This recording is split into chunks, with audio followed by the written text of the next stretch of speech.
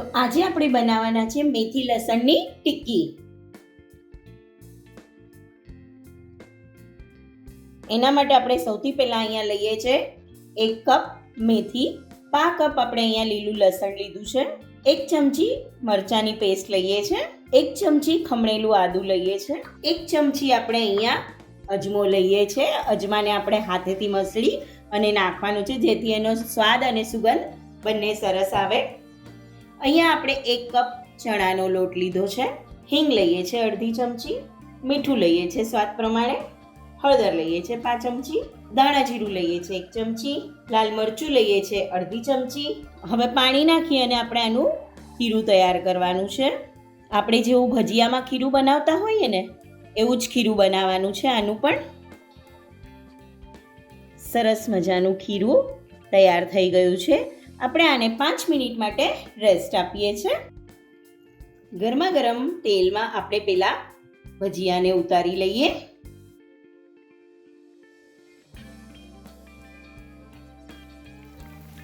આ ભજીયાને આપણે અનઇવન જ બનાવવાના છે, કારણ આપણે આગળ આની ટિક્કી બનાવવાના છે, કે તમે ટીકડી પણ કહી શકો.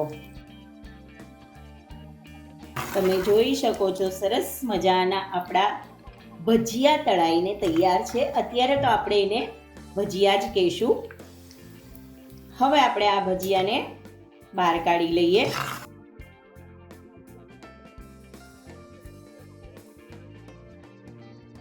આવી જ રીતે આપણે બીજા ભજીયા તળી લઈએ. આવી રીતે કોઈ પણ વાટકી અથવા તો ગ્લાસ લઈ લેવાનો છે. એની મદદથી આપણે પ્રેસ કરી દેવાનું છે. એને ટિક્કીનો શેપ આપી દેવાનો છે.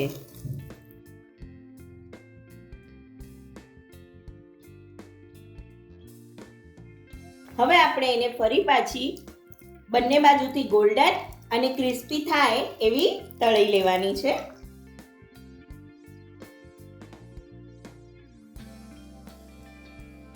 તમે જોઈ શકો છો સરસ મજાની ગોલ્ડન બંને સાઈડથી થઈ ગઈ છે. હવે આપણે આને બહાર કાઢી અને આવી જ રીતે બીજી પણ તળી લઈએ. ગરમા ગરમ મેથી લસણની ટિક્કીને સર્વ કરીએ. અત્યારે આપણે એને કાંદા અને દહીં સાથે સર્વ કર્યું છે. તમે એને ચા સાથે, સોસ સાથે કે પછી અથાણા સાથે એન્જોય કરી શકો છો. મળીએ નવી રેસીપી સાથે. ત્યાં સુધી સ્વસ્થ રહો, મસ્ત રહો અને ખાતા રહો.